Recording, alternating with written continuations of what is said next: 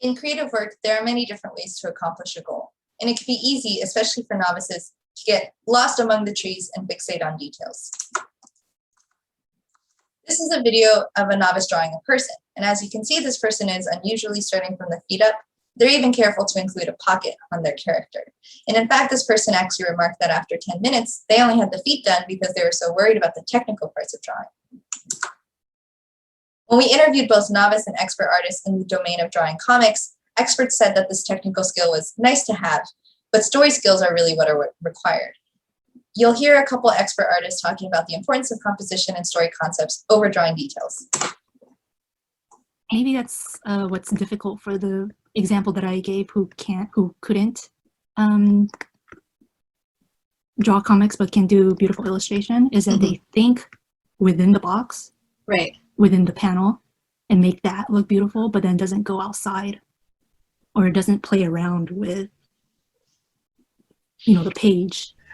I feel like the most important part is like the composition of each panel, because you can have like a great illustration, you can have great paneling and all that stuff, but if the composition leads to just a random object in the background that isn't important to the story, so like it'll lead your eyes to some point that is not the main focal point that you're trying to get to, the audience is going to miss something. Right. The main difference we see here between experts and novices is that experts understand these concepts and the exploratory process, while novices don't separate drawing from exploration because they don't know the concepts or necessarily have the skill for drawing. And this is an example of creative thinking as simulated annealing, starting with a hot explore phase where you're searching for diverse ideas before gradually cooling to exploit, where you're focusing more on evaluation and refinement. For creative work, the space of possibilities to explore is so broad and can be difficult to navigate. And because of that, people have this tendency to cool too soon and settle on the first adequate idea, meaning that other ideas are potentially never explored. In comic drawing, experts explore broadly early through exploratory sketches, figuring out their overall strategy and composition before worrying about the specific details like what a character is wearing. One reason for why novices focus on details so much is that they struggle with translating their ideas visually in their comics. As this novice says, they're able to visualize all of this really easily, but I have no idea how to put that on paper. It's hard to translate that into something to draw. So there's both this issue of not knowing what content to show, but also how to show it. To help with these problems, showing examples of different comic concepts can help, but novices might conform and fixate to surface features of examples, and they might not understand the relevance or underlying concepts of these examples. A key scaffold is presenting examples to remind novices to focus on early story concepts at moments when they might be most helpful. This paper presents Shöwn, a Wizard of Oz prototype within Google Jamboard, which adaptively guides users by presenting a conceptual example while they work using sketch-based context. Shöwn uses adaptive conceptual guidance, presenting conceptual examples in the context of a user's work to answer three main questions. When is it best to present examples? What examples are most relevant at specific points? And what are the challenges of applying examples? There are two main problems that we observe from novices, which the first is attentional. What should I attend to when trying to tell a comic story? To help steer attention towards composition and story concepts, Shöwn uses adaptive conceptual guidance to present relevant examples at relevant moments. For example, to give this user new ideas for framing of their panel, Shöwn suggests to the user to consider the framing of their panel, and when the user sees the suggestion, they can switch to the immediate next screen, which shows examples of different types of framings that they can apply to their own work. For adaptive conceptual guidance, the human wizard uses specific heuristics to determine what guidance to present and when. First, to consider the framing of the panel. And this is often the first suggestion presented to help give users new ideas, or if framing is similar between panels. For example, if two panels in a row use a center focus composition. Another suggestion was to consider the moment or transition between panels. This is presented at the start of a new panel to get users to think about continuity and flow, and shows examples of how they might apply that to their own work.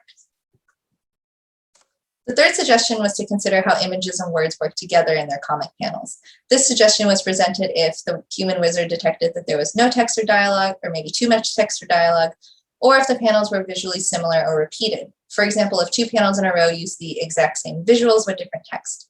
The main thing about these suggestions and examples is that they're not prescriptive. They still give agency to the user for making decisions, and rather just give an awareness of different options or ideas at times that might be most contextually relevant. The second problem we saw was, after figuring out a strategy, how do I actually execute it? And to help with that, Shöwn also includes a drawing wizard, which automatically renders icons or basic sketches of requested objects. For example, if this user wants a table drawn in the middle of the panel, they can make a request to show me a table, and Shöwn gives an icon of a table in the requested location in place of that request.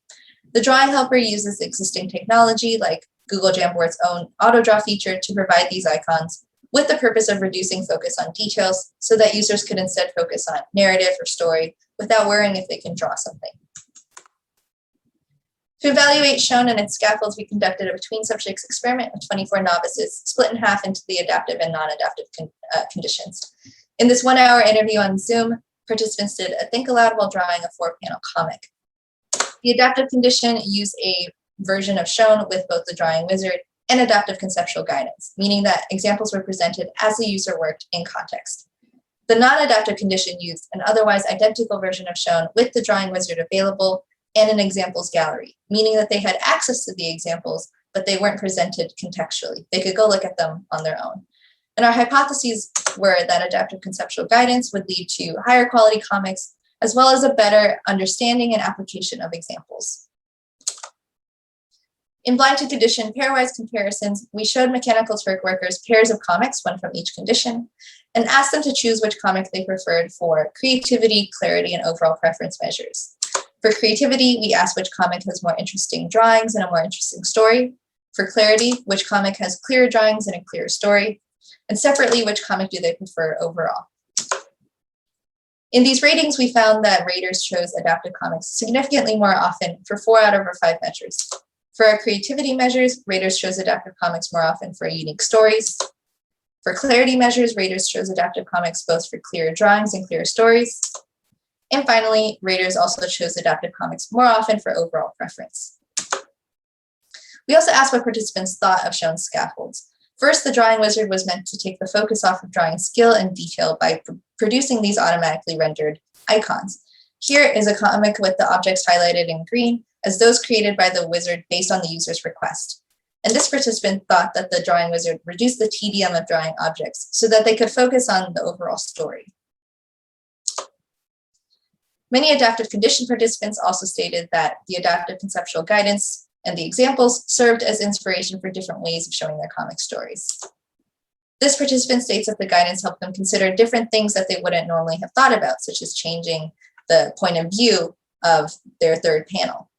And interestingly, though examples were available to all participants, non-adaptive participants rarely viewed them on their own. They often said that they already knew what to draw, others felt that they didn't need them or that they weren't helpful. And what this tells us is that examples are useful for showing inspiration, but people often ignore them because they either don't think they would be helpful or don't know when they're most useful, so embedding them in a structured way while a person works, as Shöwn does, can help. Shöwn as a Wizard of Oz prototype provides direction for future adaptive creativity systems that use examples or templates. For text-based work, Critique Kit uses feedback adapted to a reviewer's current feedback for whether it fits criteria for being specific, actionable, and justified. For visual work like photography, embedding adaptive structure to a photograph as a photographer is taking a photo can help them explore different compositions in real time. And for sketch-specific tools, many tools use sketch-based context to provide adaptive assistance. Procreate's Quick Shape tool can turn imperfect shapes into perfect shapes, while GAN technology can make realistic images from rudimentary sketches. Shöwn presents a step forward in using sketch-based context to provide more conceptual help.